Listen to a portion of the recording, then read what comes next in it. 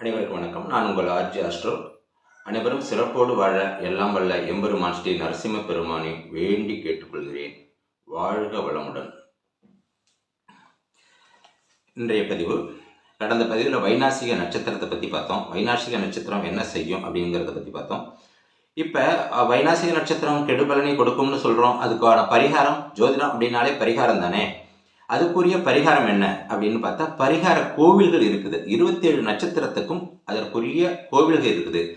ஒரு வைநாசிகம் அப்படின்னாலே கஷ்டம், தொந்தரவு கொடுக்கும் நட்சத்திரம், வதை செய்யக்கூடிய நட்சத்திரம், எந்த வகையிலும் அது கெடுதலை செய்யக்கூடிய நட்சத்திரம் அப்படின்னு புரிஞ்சுக்கிட்டா போதும். இந்த வைநாசிகத்துக்கு 27 நட்சத்திரத்துக்கும் ஒவ்வொருத்தருக்கும் தன்னுடைய பிறந்த ஜென்ம நட்சத்திரத்திலிருந்து 22வது நட்சத்திரம் வைநாசிக நட்சத்திரமாக வரும்.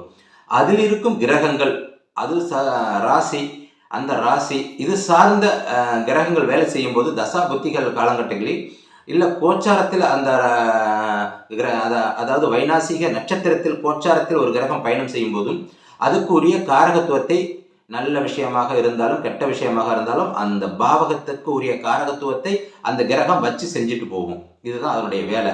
அது வேலையை அது சரியாக செய்யும். அப்போ நம்ம என்ன செய்யலாம்? அப்போ இந்த வைநாசிக நட்சத்திரத்துக்கு ஒரு கோவில் இருக்குது, ஒரு பரிகாரம். இந்த காலகட்டத்தில், இந்த தசாபுத்தி நடக்கும் காலகட்டத்தில் இந்த கோவிலுக்கு சென்று வந்தால் சிறப்பான ஒரு யோகத்தை அடையலாம் அப்படிங்கிறது தான். அடையலாம். இதெல்லாம் நாம் சாத்தியமா அப்படின்னா சாத்தியம். என்னடா பரிகாரம், உண்மையா பொய்யா? உண்மை. என்ன மாதிரி பரிகாரம்? ஜோதிடத்தில் காசு பிடுங்குற பரிகாரம் கிடையாது, கடவுளை வழிபடுகிற பரிகாரம். கடவுள், நான் தான் 24 மணி நேரமும் கடவுளை வழிபடுகிறேனே, எனக்கு என்ன பலனை அனுபவிக்கிறேன், கஷ்டத்தை மட்டுமே அனுபவிக்கிறேன் அப்படின்னு கடவுளை கும்பிடுவது விஷயமே கிடையாது. கடவுள் என்பது என்ன அப்படின்னா பஞ்சபூத சக்தி தான் கடவுள். பிரபஞ்சம் அப்படின்னு சொல்றது அண்டத்தில் உள்ளதுதான் பிண்டத்தில்னு சொல்லுவோம். பஞ்சம் அப்படின்னு பிரபஞ்சம் அப்படின்னு சொல்ல, பஞ்சம் அப்படின்னா 5. அந்த பஞ்சபூத சக்தி என்றால் நீர், நெருப்பு, காற்று, ஆகாயம், பூமிங்கிற இந்த பஞ்சபூத சக்தியை வச்சு தான் நம்மளுடைய இயக்கமே இருக்குது. நம்ம உடம்புலையும் நீர், நெருப்பு, காற்று, ஆகாயம்னு சொல்லக்கூடிய அத்தனை அந்த 5 சக்தியும் நம்மளை இயக்கிக்கிட்டு இருக்குது.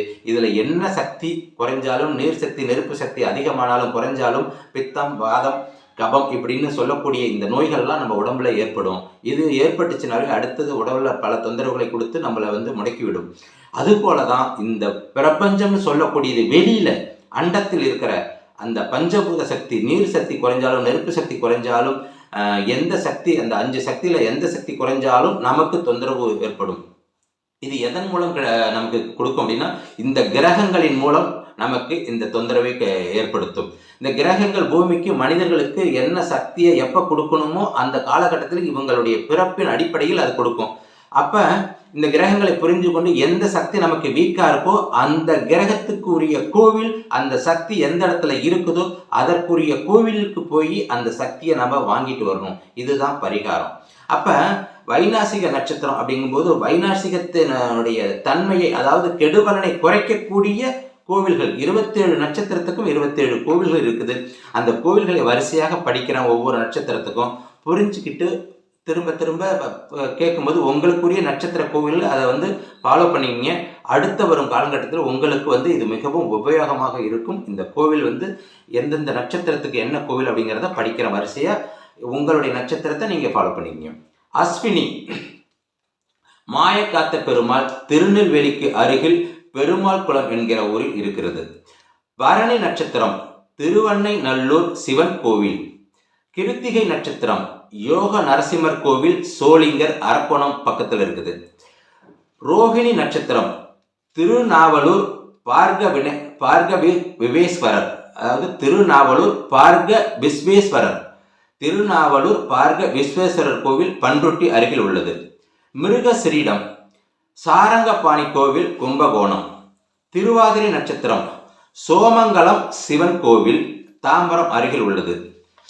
புனர்பூசம் நட்சத்திரம் வைத்தியநாத சுவாமி, பூந்தமல்லி, சென்னை. பூசம் நட்சத்திரம் யமதர்ம கோவிலில் உள்ள ராகு கேது, ஸ்ரீவாஞ்சியம், அதாவது ஸ்ரீவாஞ்சியத்தில் உள்ள யமதர்ம கோவிலில் உள்ள ராகு கேதுக்களை வணங்க வேண்டும். ஆயுள்ய நட்சத்திரம் ஓமாபுலியூர் சிவன், சிதம்பரம், காட்டுமன்னார் கோவில். மகம் நட்சத்திரம் ஏரிப்பாளையம் சிவன் கோவில், ஆரணி அருகில் உள்ளது. பூரம் நட்சத்திரம் புள்ளங்குடி பெருமாள், திருவையாறு, கும்பகோணம் அருகில் உள்ளது. உத்திரம் நட்சத்திரம் திருவொற்றியூர் பாகப்பிரியால் திருவாடானை. ஹஸ்த நட்சத்திரம் பத்மாவதி தாயார் திருச்சானூர். திருச்சானூர்னா திருப்பதி. சித்திர நட்சத்திரம் நல்லிணக்க ஈஸ்வரர் எழுச்சூர் தாம்பரம் காஞ்சிபுரம் மாவட்டத்தில் இருக்குது. சுவாதி நட்சத்திரம் சோளிங்கனூர் அருகில் மகேந்திரவாடி சோமநாதேஸ்வரர் பாண்டிச்சேரி அருகில் உள்ளது. விஷாக நட்சத்திரம் திருவாவினங்குடி முருகன் பழனி. அதாவது திருவாவினங்குடினா நம்ம எந்த ஊருன்னு நினைச்சுக்க வேண்டியதில்லை, பழனி அடிவாரம் தான் திருவாவினங்குடிங்கிறது முருகன் கோவில் விஷாக நட்சத்திரத்துக்கு. அனுஷம் கைலாசநாதர் கோவில் சேரமான் தேவி சந்திர ஸ்தலம் அது. கேட்டை நட்சத்திரத்துக்கு தட்சிணாமூர்த்தி பட்டமங்கலம் காரைக்குடி. மூலம் நட்சத்திரத்துக்கு சோழியனூர் வாலீஸ்வரர் விக்கிரவாண்டி பன்ருட்டி அருகில் இருக்குது. பூராடம் நட்சத்திரத்துக்கு முகில்வண்ண பெருமாள் தென் திருப்பேரை திருநெல்வேலி அருகில் இருக்கிறது. உத்திராடம் நட்சத்திரத்துக்கு செந்தாமரை கண்ணன் இரட்டை திருப்பதி திருநெல்வேலி அருகில் இருக்கிறது. திருவோண நட்சத்திரத்துக்கு கோடீஸ்வரர் திருக்கோவில் திருக்கோடிக்காவல் சூரியனார் கோவில் அருகில் இருக்கிறது. அவிட்டம் நட்சத்திரத்துக்கு குளப்பாக்கத்தில் உள்ள சிவன் சென்னை அருகில் இருக்கிறது. சதயம் நட்சத்திரத்துக்கு பால் வர்ணேஸ்வரர் திருக்கழிப்பானை கடலூர். பூரட்டாதி நட்சத்திரத்துக்கு மதுரகாளியம்மன் கோவில் சிறுவாச்சூர் சென்னை பெரம்பலூர் ரோட்டில் பெரம்பலூர் அருகில் 6 கிலோமீட்டரில் இருக்குது. உத்திரட்டாதி நட்சத்திரம் தட்சிணாமூர்த்தி கோவில் கோவிந்தவாடி அகரம் அரக்கோணம் காஞ்சிபுரம் மாவட்டத்தில் இருக்கிறது. ரேவதி நட்சத்திரம் காவிரி பூம்பட்டினம், மறைந்த காவிரி பூம்பட்டினம். அது அந்த கோவில் மறைந்து இருக்குது, அதனால பூம்புகார்னு சொல்லக்கூடியது. காவிரி பூம்பட்டினம்னா பூம்புகார். அங்கே போயிட்டு கடலில் நீராடி விட்டு வந்தாலே அதனுடைய தாக்கம் குறையும். இந்த வைனாசியம் ரேவதி நட்சத்திரமாக இருந்தால் காவிரி பூம்பட்டினத்தில் உள்ள கடலில் போய் அடிக்கடி நீராடி விட்டு வந்தாலே அந்த காலகட்டத்தில் அவங்களுடைய வைனாசிக வதை குறையும். இதுதான் இந்த 27 நட்சத்திரத்துக்கும் உள்ள வைனாசிக கோவில்கள்.